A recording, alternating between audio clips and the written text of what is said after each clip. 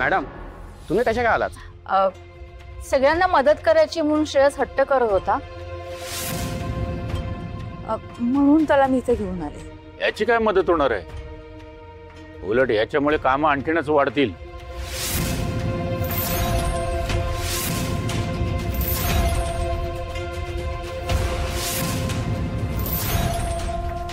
श्रेयस, काका ना गंमत करतायत बरं का। तू आज जा बघू, श्रावणी आणि आराध्य आतमध्येच असतील। तू मदत करायला आलायस ना, जा त्यांना मदत कर। हा ठीक आहे, बाय।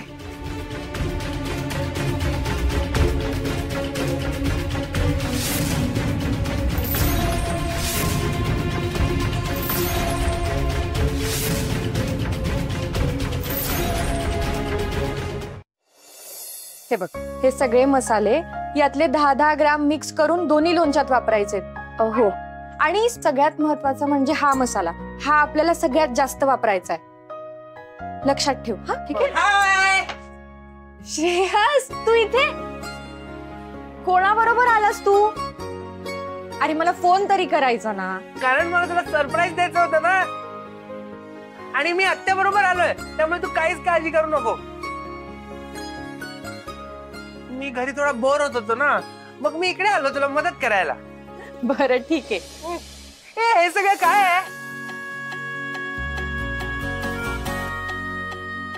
हे सगळे लोणच्यांचे मसाले आपण लोणच्यात वापरतो, आणि अजून अशा खूप गोष्टी मी तुला दाखवते। चल मग लवकर चल। बरं थांब।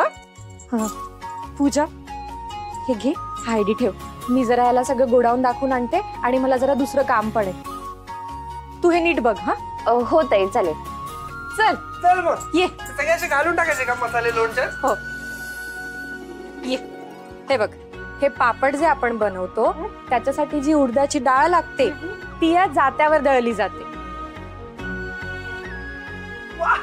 आणि आपल्याला चटण्या आणि लोणचे बनवायला जे मसाले लागतात ना ते इथे वाटले जातात।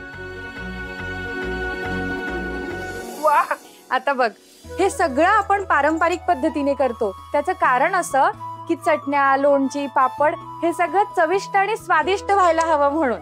वाह, हे तर सगळं खूप मस्त आहे। मस्त आहे ना?